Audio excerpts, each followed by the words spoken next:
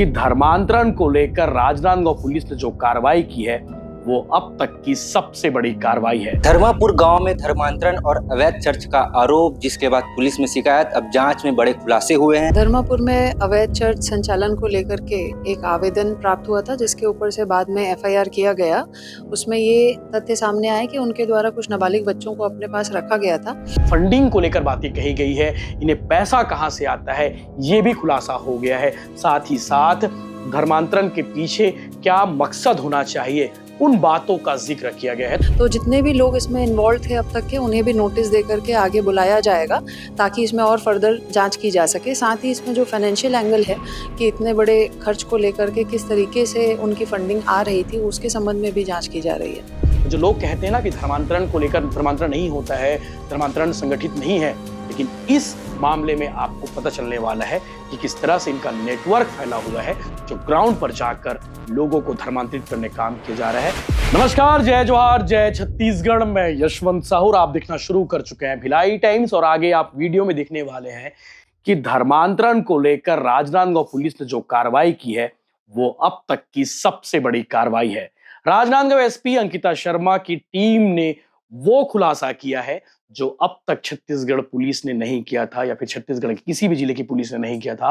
Rajnandgaon police ने सुकुल देहान के पास एक धर्मापुर गांव है और उस गांव का रहने वाला डेविड चाको जो आश्रम चला रहा था, और उस आश्रम में धर्मांतरण का एक रैकेट ऑपरेट हो रहा था। यूं कहे तो धर्मांतरण का वो एक हेडक्वार्टर है जहां से सिंडिकेट ऑपरेट होता था, पूरा रैकेट ऑपरेट होता था कि छत्तीसगढ़ में कहां धर्मांतरण करना है, किन लोगों को टारगेट करना है और कैसे उन्हें धर्मांतरित कर एक बिलीवर बनाना है। तो आज राजनांदगांव पुलिस ने इस मामले में कार्रवाई की है। कार्रवाई कैसे हुई आपको बताता हूं। हिंदू जागरण मंच की ओर से कंप्लेन दर्ज कराया गया था और कंप्लेन के बाद पुलिस ने उस मामले की जांच की, एफआईआर हुई और एफआईआर के बाद सीएसपी वैशाली जैन की टीम ने इस मामले की तह तक गई और उसके बाद एक खुलासा हुआ।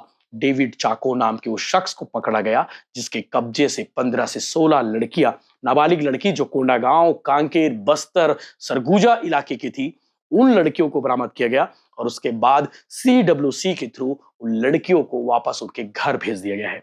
अब आपके मन में सवाल होगा कि डेविड चाको कौन है, तो बहुत शॉर्ट में आपको बताता हूं। इसका काम ही धर्मांतरण कराना है और ये खुद को ह्यूमन राइट ऑर्गेनाइजेशन का प्रदेश अध्यक्ष कहता है। और साथ ही साथ इसके पास से लैपटॉप बरामद हुए हैं, इसके पास से मोबाइल फोन बरामद हुए हैं, इसके पास से कई डिजिटल साक्ष्य बरामद हुए हैं, साथ ही साथ दस्तावेज बरामद हुए हैं। उन दस्तावेजों में उन बातों का जिक्र है कि कैसे धर्मांतरण कराना है और कितने लोग धर्मांतरण कराएंगे। एक धर्मांतरण के पीछे फंडिंग को लेकर बातें कही गई है, इन्हें पैसा कहां से आता है यह भी खुलासा हो गया है। साथ ही साथ धर्मांतरण के पीछे क्या मकसद होना चाहिए उन बातों का जिक्र किया गया है। तो राजनांदगांव पुलिस ने वो कार्रवाई की है जो अब तक कार्रवाई मुझे लगता है कि छत्तीसगढ़ में कभी नहीं हुई है। अब तक सिर्फ इतना मामला सामने आता है क्योंकि हिंदू जागरण मंच या फिर विश्व हिंदू परिषद या फिर बजरंग दल के लोग एक कंप्लेन करते हैं, कंप्लेन के बाद एफआईआर होती है और कुछ लोगों को गिरफ्तार किया जाता है, लेकिन पुलिस कभी तह तक नहीं पहुंच पाती थी। लेकिन इस बार पुलिस तह तक गई है और आने वाले 5 साल और 10 साल तक का जो प्लान इनका था, जिन्हें पुलिस ने गिरफ्तार किया है कि किस तरह से धर्मांतरण करना है और धर्मांतरण को लेकर क्या वर्क करना है, तो वो पुलिस के हाथ लग गया है। इतने आने की ये स्पष्ट है कि आने वाले 5 साल 10 साल में जितने धर्मांतरण होने वाले थे उसे राजनांदगांव पुलिस रोकने में सफल हो गई है, या फिर यूं कहे कि उनके पास वो प्लान लग गया है। जो लोग इस रैकेट में जुड़े हुए हैं, वो लोग जिनके पास फंडिंग होती है, वे लोग जो लोग ग्राउंड पर लोगों को बरगलाने काम करते हैं, उनके दस्तावेज, उनके नाम, उनकी सूची राजनांदगांव पुलिस के पास आ गई है। तो आने वाले समय में एक एक करके खुलासा होने वाला है कि राजनांदगांव पुलिस इस मामले में क्या करने वाली है। तो डेविड चाको को गिरफ्तार कर लिया गया है और गिरफ्तारी के साथ साथ उससे पूछताछ की जा रही है। उसके घर से कई सारे दस्तावेज मिले हैं, उन सारी चीजों को एनालाइज किया जा रहा है। और साथ ही साथ आपको बता दें कि विधानसभा के अध्यक्ष और राजनांदगांव के विधायक डॉक्टर रमन सिंह ने भी इस मामले को लेकर बेहद संवेदनशीलता के साथ में पुलिस को निर्देशित किए थे कि धर्मांतरण के मामले में किसी प्रकार का कंप्लेन आता है तो उसमें बेहद गंभीरता के साथ जांच करनी है। तो इसी प्रकार डॉक्टर रमन सिंह ने पहले ही कहा था कि इस मामले को लेकर गंभीरता से जांच की जाए, और राजनांदगांव पुलिस ने बिल्कुल वैसे ही किया। एक एक चीजों को, एक एक पहलुओं को ध्यान में रखा और उसके बाद ये बड़ा खुलासा हुआ है। तो आने वाले समय में आपको एक के बाद एक चीजें पता चलने वाली है कि किस तरह से धर्मांतरण कराया जाता है। और जो लोग कहते हैं ना कि धर्मांतरण को लेकर धर्मांतरण नहीं होता है, धर्मांतरण संगठित नहीं है, लेकिन इस मामले में आपको पता चलने वाला है कि किस तरह से इनका नेटवर्क फैला हुआ है, जो ग्राउंड पर जाकर लोगों को धर्मांतरित करने का काम किया जा रहा है। ये लोग अनाथ लोगों को टारगेट करते हैं। इनके दस्तावेजों में लिखा हुआ है, जो पुलिस के पास बरामद हुए हैं, उसके दस्तावेज में लिखा है कि विधवा, अनाथ, इन लोगों को टारगेट करना है। साथ ही साथ फुटपाथ में रहने वाले जो लोग होते हैं, उनको टारगेट करना है।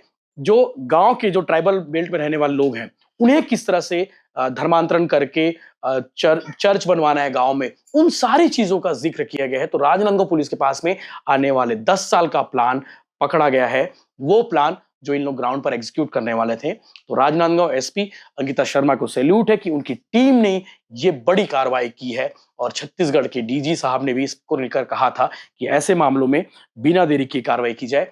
अरुण देव गौतम साहब जो डीजी हैं छत्तीसगढ़ के, उनके निर्देशन में और ग्राउंड पर जो काम हुआ है, आईपीएस अंकिता शर्मा, आईपीएस वैशाली जैन, उनकी टीम ने ये बड़ी कार्रवाई की है। आगे आप सुनिए अंकिता शर्मा ने क्या कुछ कहा है, और आगे ग्राउंड रिपोर्ट आपको और देखने को मिलेगा इस मामले में कि वहां चल क्या रहा था और कैसे ऑपरेट हो रहा था। धर्मापुर गांव में धर्मांतरण और अवैध चर्च का आरोप, जिसके बाद पुलिस में शिकायत, अब जांच में बड़े खुलासे हुए हैं। हमारे साथ एसपी अंकिता शर्मा जी मौजूद हैं। जी, उस मामले में क्या कुछ खुलासे? धर्मापुर में अवैध चर्च संचालन को लेकर के एक आवेदन प्राप्त हुआ था, जिसके ऊपर से बाद में एफआईआर किया गया। उसमें ये तथ्य सामने आया कि उनके द्वारा कुछ नाबालिग बच्चों को अपने पास रखा गया था, जिन बच्चों को बाद में सीडब्ल्यूसी के हवाले करके और जिस जिले से वो बिलोंग करते थे वहाँ पे उनको भेजा गया। परंतु तफ्तीश जब उसमें की गई, जिसमें सीएसपी वैशाली जैन, सीएसपी कोतवाली जो है, उनके अधीनस्थ एक टीम गठित की गई थी। उनके द्वारा जब देखा गया तो काफ़ी महत्वपूर्ण दस्तावेज वहाँ से दस्तयाब हुए हैं, जिसमें इनके पूरे नेटवर्क जो छत्तीसगढ़ में संचालित विभिन्न जिलों में इनके कहाँ-कहाँ पे कौन लोग सक्रिय थे, फ़ोन नंबर समेत और उनके निवास के साथ, उनकी सारी जानकारी पुलिस के हाथ लगी है। कहाँ पे ये नेटवर्क चल रहा था और किस तरीके से इसका संचालन किया जा रहा था।